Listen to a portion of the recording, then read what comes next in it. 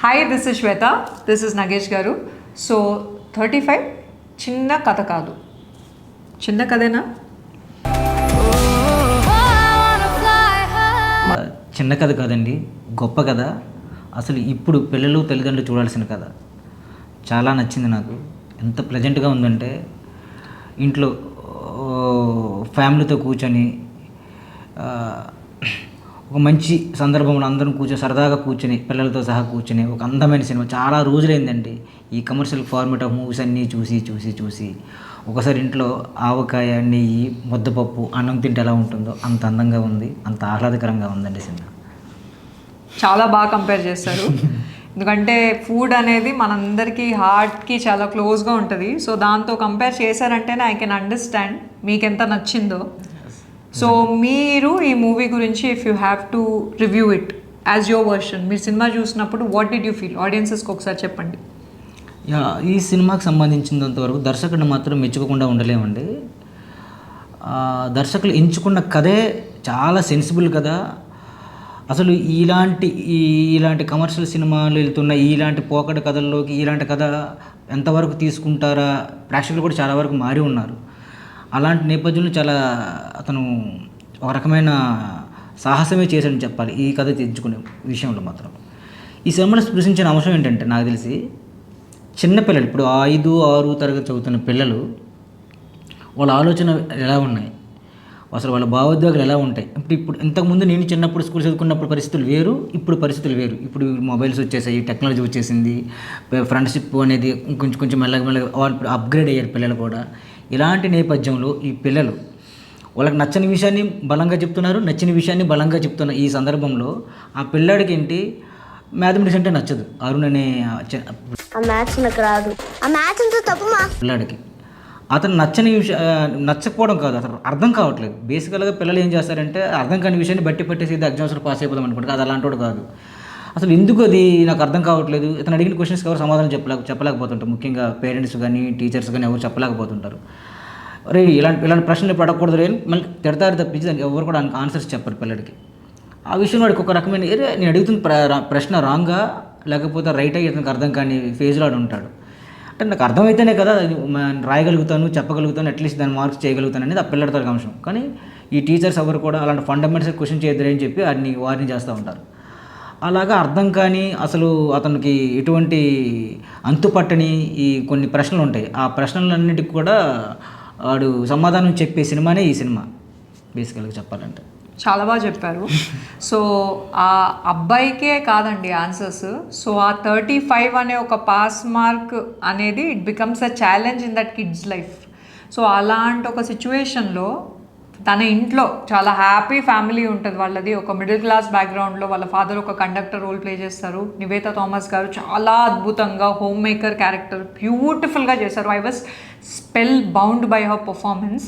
So so Nivetha గారి character 10th standard fail. So ఇలాంటి ఒక సిచ్యువేషన్లో how does she transform by Gautami గారి క్యారెక్టర్ ద్వారా ఒక చిన్న she acts like a catalyst అనమాట. ఈ ఎంటైర్ సిచ్యువేషన్ ఏదైతే ఉంటుందో, సో జీరో బాబు అని పిలుస్తారు, ఎందుకంటే ఎప్పుడు మ్యాథ్స్లో 0 వస్తుంది. సో ఆ 0 నుండి ప్రియదర్శి గారి character who played the role of teacher, he is always looking down. అంటే మ్యాథ్స్ రాని వాళ్ళు ఇంటెలిజెంటే కాదు అని లుక్ డౌన్ చేసి జస్ట్ వాళ్ళకి వచ్చే నంబర్స్తో పిలుస్తారు. సో అందరు 0 అని పిలుస్తారు.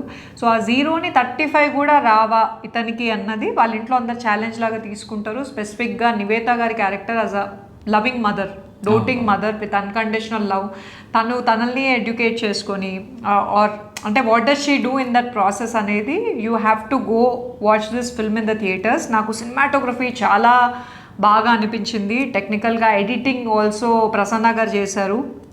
The edit pattern is really good. అంటే ఒక్క సీన్ నుండి ఇంకో సీన్కి flow of scenes is beautiful. And music, Vivek Sagar గారి మ్యూజిక్ ఈజ్ బ్రిలియంట్. అసలు నాకు షార్ట్ టు షార్ట్ వెనకాల బ్యాక్గ్రౌండ్ మ్యూజిక్ ఏదైతే వచ్చిందో కొన్ని సీన్స్కి అయితే నేను తెలియకుండానే ఇట్ గాట్ మీ టియర్స్.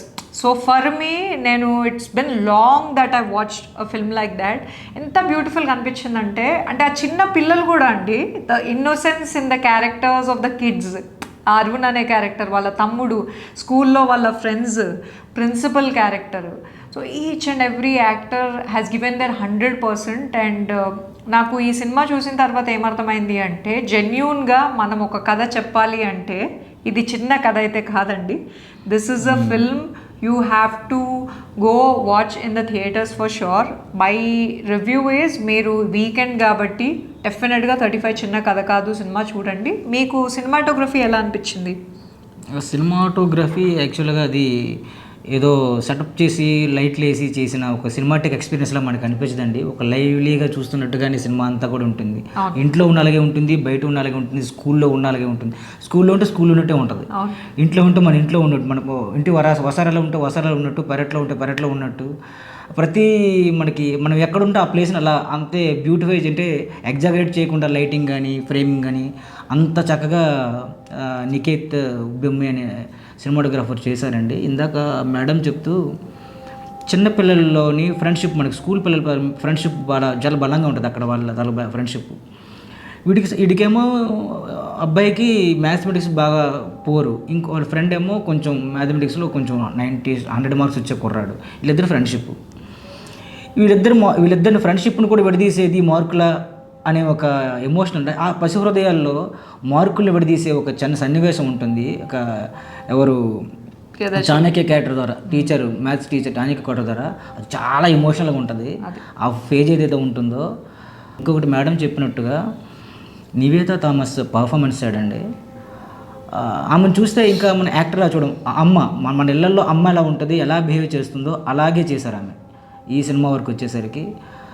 అంటే ఎందుకంటే దండించాల్సినప్పుడు దండించడం కానీ, గట్టిగా చెప్పాల్సినప్పుడు గట్టిగా చెప్పడం కానీ, ప్రేమతో చెప్పాల్సినప్పుడు చెప్పడం కానీ, ఒక్క మాట కసిరే సార్ రారా నీకు ఈరోజు జున్నుపాలు పోస్తా, రారా నీకు ఈరోజు చక్కెర పొంగలు పెడతా అనే అమ్మ, మామూలుగా మన ఇళ్లలో ఉన్న అమ్మ.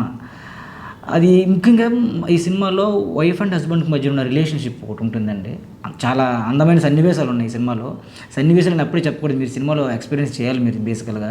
చాలా మంచి సన్నివేశాలు రాసుకున్నాడు దర్శకుడు.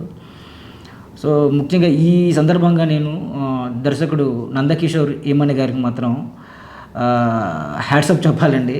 మనకి ఎలాగప్పుడు శేఖర్ కమ్ముల గారు వచ్చారు, వివేక్ అత్రేయ గారు వచ్చారు, మళ్ళీ హనురాఘు పూడి గారు లాంటి సెన్సిబుల్ రైటర్స్ డైరెక్టర్స్ వచ్చారు కదండి. ఆ కోవులకి ఇతను వెళ్తారేమో అని నాకు అనిపిస్తోంది. So all the very best అండి మాకు మీ ఫ్యూచర్ ఎండివర్స్ కనెట్టుకున్నాం నందకిషోర్ గారు. డెఫినెట్లీ. ఈవెన్ ద నివేతా గారి హస్బెండ్ క్యారెక్టర్ ప్లే చేసిన అబ్బాయి కూడా, సో విశ్వదేవ్, ఎగ్జాక్ట్లీ విశ్వదేవ్ గారు కూడా చాలా బాగా బ్రిలియంట్గా పర్ఫామ్ చేశారు. అండ్ వాళ్ళ బావ క్యారెక్టర్ ప్లే చేసిన కృష్ణ, రైట్, కృష్ణతేజ్ గారు కూడా చాలా అసలు ఒదిగిపోయారు ఆ క్యారెక్టర్స్లో. అండ్ గౌతమి గారి screen presence was also very refreshing. So మీరైతే వీకెండ్ కదా పక్కా వాచ్ చేయండి సినిమా. So this is the review from our end. So డెఫినెట్గా వాచ్ చేయండి. And also if you like the content that we do on Raos and films, like, share and subscribe Raos and films. Bye guys. Bye.